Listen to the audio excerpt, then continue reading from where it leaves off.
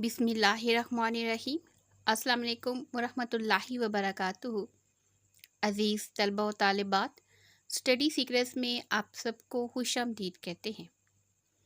Dear student, 5 number کا انتہائی اہم اور آسان ترین سوال جو بچے انتہائی دلچسپی کے ساتھ حل کرتے ہیں اسے خلاصہ کہتے ہیں، جس میں پورے سبق کی تفصیل جو ہے وہ مختصر انداز میں بیان کی جاتی ہے۔ خلاصہ 5 نمبر پر مشتمل ہے، جس میں سے 1 نمبر جو ہے وہ مصنف کا نام اور اس کے تعارف کے لیے مختص کیا گیا ہے، اور باقی کے جو 4 نمبر ہیں وہ مکمل تفصیل کے لیے ہیں۔ سبق ہمارے پاس ہے ابتدائی حساب، مصنف ہیں ابن انشا، ماخذ ہے اردو کی آخری کتاب، صنف ہے مضمون۔ انتہائی اہم ترین پوائنٹ ہے جو کہ پیپر میں آپ کے لیے بہت ضروری ہیں۔ یہی وہ چیز ہے جو آپ کو دوسرے طالب علموں سے منفرد اور نمایاں کرتی ہے، اور اسی چیز کی وجہ سے آپ کو جو ہے وہ نمبر پورے ملتے ہیں۔ آپ کی پرسنٹیج، آپ کی پوزیشن اور آپ کا جو گریڈ ہے وہ آگے کی طرف بڑھتا ہے۔ لہٰذا بہت چھوٹے چھوٹے سے پوائنٹ ہیں، لیکن سبق کے لیے اور نمبروں کے لیے انتہائی اہم اور ضروری ہیں۔ انہیں ہمیشہ ہر خلاصے کے ساتھ ضرور لکھیں۔ 1 نمبر انتہائی قیمتی ہے، پوزیشن بنانے میں بھی اور پوزیشن کو بگاڑنے میں بھی۔ مصنف کا تعارف سب سے پہلے ہے۔ ابن انشا کالم نگار، مزاح نگار اور شاعری میں منفرد مقام بنانے کے علاوہ ایک با کمال مترجم بھی تھے۔ ابن انشا کی خصوصیات بیان کی جا رہی ہیں، ان کی شخصیت کا نچوڑ بیان کیا جا رہا ہے کہ وہ کس پائے کی شخصیت تھے اور انہوں نے اپنی زندگی میں کون کون سے کارنامے سر انجام دیے، کس کس شعبے میں جو ہے وہ انہوں نے نمایاں کارکردگی دکھائی ہے۔ ابن انشا کالم نگار، مزاح نگار اور شاعری میں منفرد مقام بنانے کے علاوہ ایک با کمال مترجم بھی تھے۔ ان کی شخصیت میں ادبی رنگ موجود تھے، یعنی ادب کی طرف جھکاؤ بہت زیادہ تھا، جس کی وجہ سے انہوں نے ادب کی جس صنف میں بھی طبع آزمائی کی، ان کی شخصیت میں ادبی رنگ موجود تھا، اور اس وجہ سے انہوں نے ادب کی جس صنف میں، یعنی ادب کی مختلف اقسام جیسے نثر میں مضمون، افسانہ، کہانی، سفر نامہ میں بھی طبع آزمائی کی، یعنی لکھنے کی کوشش کی، کامیابیاں سمیٹتے چلے گئے۔ جس صنف کو بھی اپنایا وہی صنف جو ہے وہ ان کو بلندیوں تک لے گئی۔ انہوں نے اردو ادب میں مزاح اور سفر نامے کو ایک نئی جہت دی۔ نئی جہت سے مراد ایک نئی شکل دی، اور ان کے اس کام کو آج بھی سراہا جاتا ہے۔ مزاح ایک ایسی صنف ہے جو خدا داد صلاحیت ہے، اور یہ ہر ایک شخص میں نہیں ہوتی۔ آپ نے سبق کی ریڈنگ کی ہے۔ ڈیئر اسٹوڈنٹ، سبق میں آپ نے دیکھا ہے کہ مصنف نے انتہائی خوبصورت انداز میں ابتدائی حساب کے بنیادی قاعدوں، جمع، تفریق، ضرب اور تقسیم کے ذریعے کس طرح معاشرتی برائیوں یا رویوں کو بے نقاب کیا ہے، اور ہنسی مذاق کے انداز میں، طنز و مزاح کے انداز میں انہوں نے حساب جیسے خشک مضمون کو جو ہے وہ اپنی تحریر کا جو ہے وہ حصہ بنایا ہے۔ تو یہ ان کی خدا داد صلاحیت ہے جو انہیں اللہ تعالیٰ نے عطا کی ہے۔ انہوں نے اردو ادب میں مزاح اور سفر نامے کو ایک نئی جہت دی، ایک نئی شکل دی، اور ان کے اس کام کو آج بھی سراہا جاتا ہے۔ یہ مختصر سا تعارف ہے ابن انشا کا، جو آپ نے خلاصہ لکھنے سے پہلے یہ لازمی لکھنا ہے۔ خلاصے کی طرف بڑھتے ہیں۔ سبق ابتدائی حساب مصنف ابن انشا کا مزاحیہ مضمون ہے، جو ان کی کتاب اردو کی آخری کتاب سے لیا گیا ہے۔ اردو کی آخری کتاب ماخذ ہے جہاں سے یہ لیا گیا ہے۔ اپنے اس مضمون میں مصنف لکھتے ہیں کہ حساب کے 4 بڑے قاعدے ہیں، جن میں جمع، تفریق، ضرب، تقسیم شامل ہے۔ مہنگائی کے دنوں میں جمع کے قاعدے پر عمل کرنا آسان نہیں ہے۔ جمع پہلا لفظ ہے حساب کے ابتدائی قاعدے کا، اس لیے ڈیئر اسٹوڈنٹ جمع کو وہ بولڈ کر کے لکھا گیا ہے تاکہ آپ اس کو آسانی سے یاد کر سکیں ہیڈنگ کے طور پر۔ مہنگائی کے دنوں میں جمع کے قاعدے پر عمل کرنا آسان نہیں ہے، کیونکہ سب کچھ خرچ ہو جاتا ہے اور جمع کچھ نہیں ہو پاتا۔ عام لوگوں کے لیے 1+1 = 1/2 ہوتا ہے، کیونکہ 1/2 وہ کیا کرتے ہیں، انکم ٹیکس والے لے جاتے ہیں، جبکہ تاجروں کے لیے 1+1 = 11 ہے۔ ایک قاعدہ زبانی بھی ہے۔ وہ کون سا قاعدہ ہے؟ جمع کا قاعدہ ہے۔ ڈیئر اسٹوڈنٹ، یہاں تک ہم نے مصنف کا تعارف پڑھا ہے، اور تعارف پڑھنے کے بعد ہم نے خلاصے کا آغاز کیا ہے۔ سبق ابتدائی حساب وہ کہاں سے لیا گیا ہے؟ اردو کی آخری کتاب سے، اور یہ ابن انشا کا مزاحیہ مضمون ہے۔ اس مضمون میں مصنف لکھتی ہیں کہ حساب کے 4 بڑے قاعدے ہیں، جن میں جمع، تفریق، ضرب، تقسیم شامل ہے۔ مہنگائی کے دنوں میں جمع کے قاعدے پر عمل کرنا آسان نہیں ہے۔ یہاں جمع دوسرا جمع ہے، پیسے جمع کرنے والا، کلیکشن والا، وہ جمع نہیں ہے جو ہم میتھ میں استعمال کرتے ہیں۔ مہنگائی کے دنوں میں جمع کے قاعدے پر عمل کرنا اس لیے آسان نہیں ہے کیونکہ سب کچھ خرچ ہو جاتا ہے اور جمع کچھ نہیں ہو پاتا۔ عام لوگوں کے لیے جو جمع کا قاعدہ ہے وہ کیا ہے؟ 1+1 = 1/2۔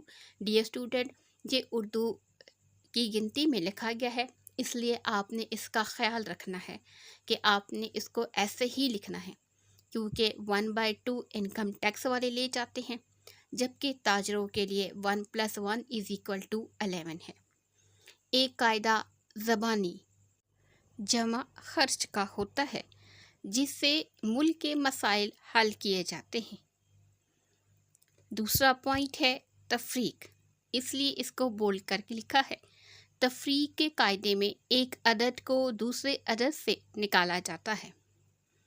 بعض عدد خود نکل جاتے ہیں، بعضوں کو زبردستی نکالا جاتا ہے، اور بعض کو فتوے لگا کر نکالا جاتا ہے۔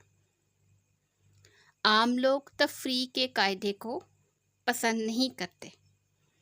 ڈیئر اسٹوڈنٹ، تفریق کے قاعدے کے بارے میں 2 سے 3 لائنیں لکھی ہیں جو کہ انتہائی اہم اور معلوماتی ہیں، جن کے بغیر تفریق کا قاعدہ سمجھ میں نہیں آتا۔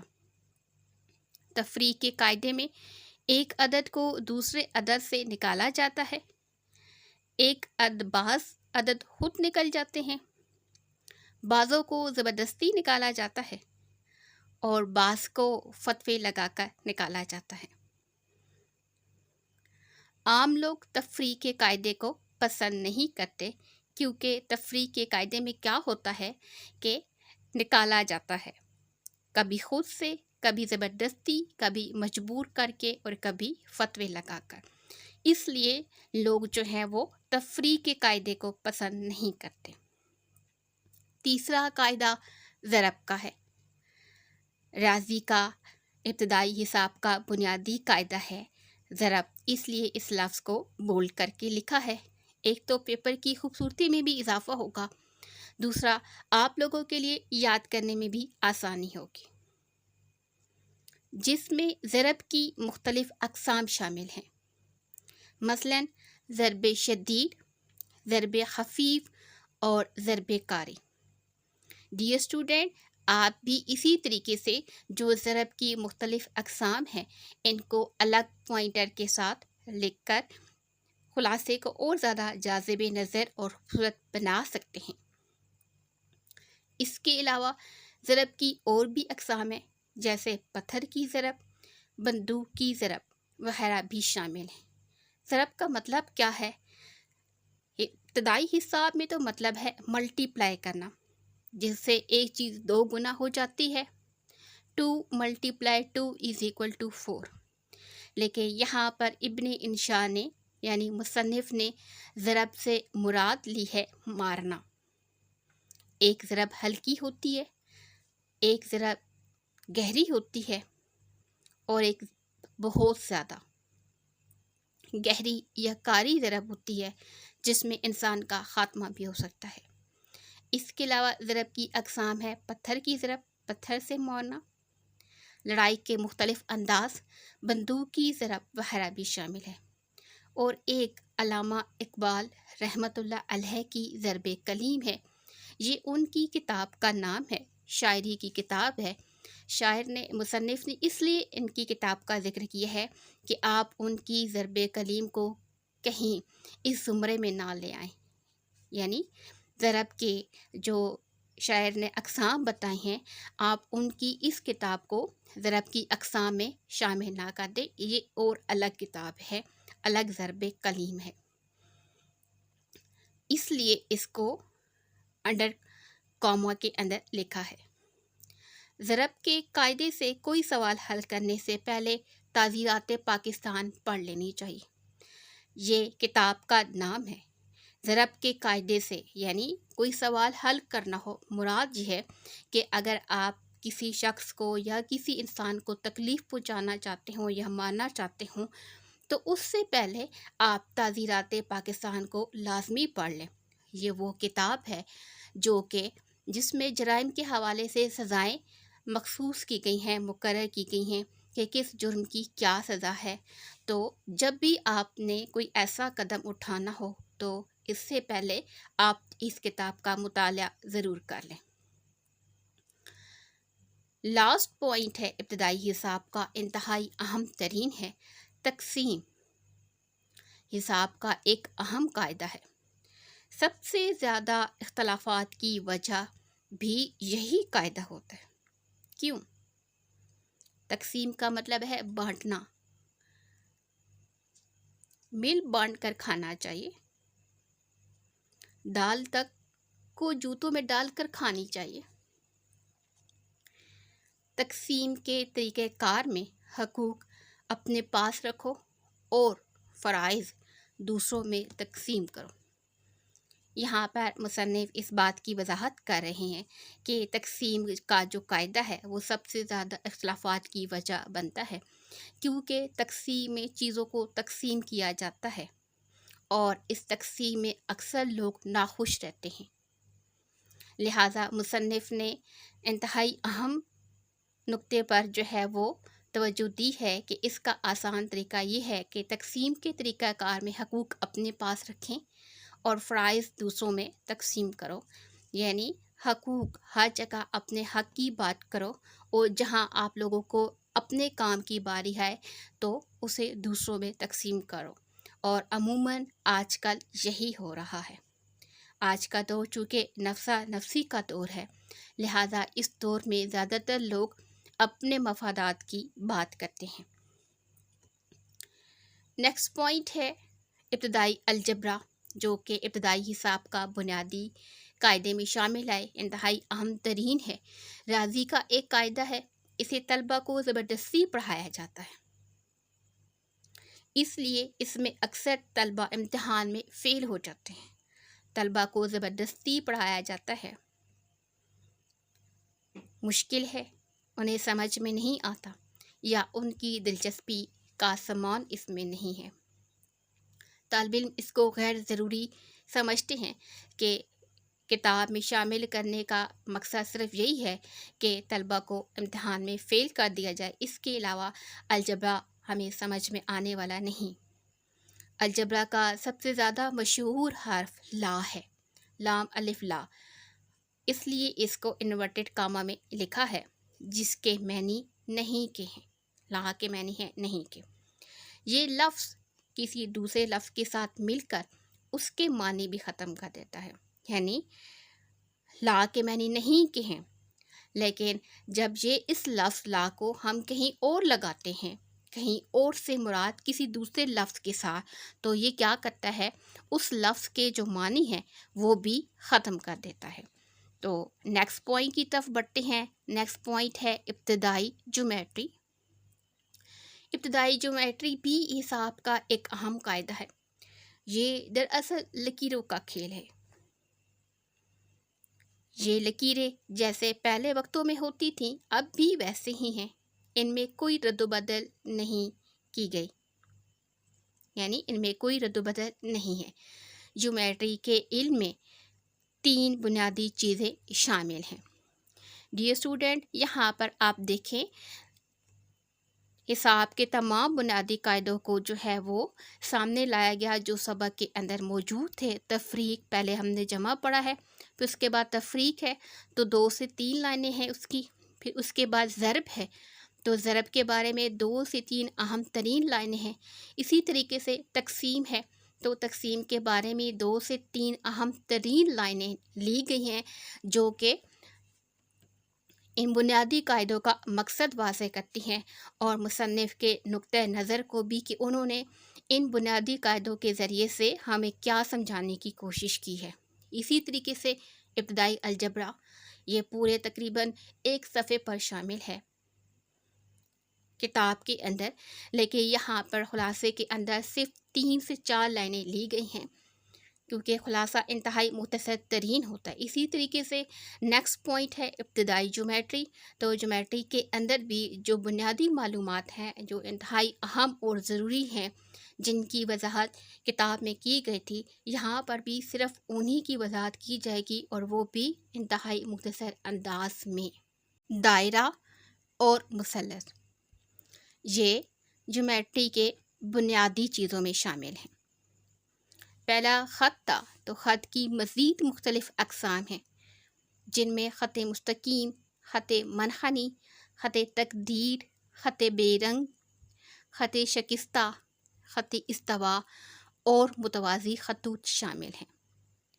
ڈیئر اسٹوڈنٹ، ان تمام کی وضاحت کتاب میں موجود ہے، لیکن چونکہ ہم خلاصہ لکھ رہے ہیں تو خلاصے کے اندر صرف ان کے نام ہی شمار کر دیں تو وہی کافی ہے کہ خط کی مزید کتنی اقسام ہیں، جو کہ جیومیٹری کے حساب سے انتہائی ضروری ہیں، اور مصنف نے ان کا کیا مطلب بیان کیا ہے ان کو یہاں پر لکھنے کی ضرورت نہیں ہے، کیونکہ حساب کے جو پہلے بنیادی قاعدے تھے، جمع، تفریق، ضرب، تقسیم، ابتدائی الجبرا اور ابتدائی جیومیٹری، ان میں مصنف کے نقطۂ نظر کو انتہائی وضاحت کے ساتھ بیان کیا گیا ہے، لہٰذا یہاں پر صرف خط کے نام لکھنا ہی کافی ہے۔ نقطہ کسی جگہ کی نشاندہی کرنے کے لیے آتا ہے۔ اسے الگ اس لیے لکھا ہے کیونکہ یہاں پر ہمارے پاکستان، ہمارے ملک کا نام شامل ہے، تو اس کی اہمیت ہے۔ نقطہ کسی جگہ کی نشاندہی کرنے کے لیے آتا ہے، پوائنٹ جسے کہتے ہیں، لیکن یہاں لفظ پاکستان میں 6 نقطے آتے ہیں، جس سے پاکستان کا مطلب اور اس کی وضاحت سمجھ میں آتی ہے۔ دائرہ گول ہوتا ہے۔ اسلام کے دائرے میں پہلے لوگوں کو شامل کیا جاتا تھا، اب اس دائرے سے لوگوں کو نکالنے کا رجحان پایا جاتا ہے۔ دائرہ گول ہوتا ہے اسلام کے دائرے میں، تو یہاں وہ جو جیومیٹری کا دائرہ ہے ان کو اسلام کے دائرے میں اسلام کے حلقے سے شمار کیا جا رہا ہے۔ اسلام کے دائرے میں پہلے لوگوں کو شامل کیا جاتا تھا، اب اس دائرے سے لوگوں کو نکالنے کا رجحان پایا جاتا ہے، کیونکہ آج کل مذہب کے حوالے سے مختلف جو ہیں وہ فرقے بن چکے ہیں، تو شاید مصنف کا نقطہ نظر یہی ہے۔ مثلث کے 3 کونے ہوتے ہیں۔ لاسٹ پوائنٹ ہے ہمارا جیومیٹری کے حوالے سے اور سبق کے حوالے سے بھی۔ مثلث کے 3 کونے ہوتے ہیں اور ان کی کئی اقسام ہیں، جیسے عشق کی مثلث۔ اس میں عاشق، معشوق اور رقیب زاویے ہیں، یعنی مثلث کے 3 کونے ہوتے ہیں۔ اور اسی طریقے سے عشق کی مثلث ہے تو عشق، عاشق اور معشوق 2 ہیں، اور تیسرا جو زاویہ ہے وہ رقیب کا ہے۔ جب تک رقیب جو ہے وہ نہ ہو تو یہ مکمل نہیں ہوتا، یعنی عشق کی مثلث۔ علم میں بھی یہی مثلث ہوتی ہے، لیکن رقابت سے شادی تک قلم ساز کے خرچ پر ہوتی ہے۔ ڈیئر اسٹوڈنٹ، انتہائی اہم ترین معلومات کو بہت ہی مختصر انداز میں ہم نے خلاصے کے اندر سمویا ہے، اور یہ وہ معلومات ہیں جو کہ خلاصے کے اندر دینا بے حد ضروری ہے۔ مجھے امید ہے جب آپ اس طریقے سے خلاصہ لکھیں گے تو انشاءاللہ آپ کی اردو میں جو پوزیشن ہے وہ پورے نمبروں کے حساب سے آپ کو اوپر کی طرف لے کر جائے گی، آپ کے گریڈ میں اضافہ کرے گی، آپ کی پرسنٹیج کو بڑھائے گی۔ اور اس کے علاوہ آپ جب خلاصے کے اندر مارکر کا استعمال کریں گے تو آپ کے جو خلاصہ یا آپ کے پیپر کی جو پریزنٹیشن ہے وہ بہت اچھی ہوگی، انتہائی جاذب نظر ہوگا، اور دوسرے طالب علموں کی نسبت آپ کا پیپر جو ہوگا وہ پیپر چیک کرنے والے کو اپنی طرف ضرور راغب کرے گا کہ وہ آپ کو پورے کے پورے نمبر دے۔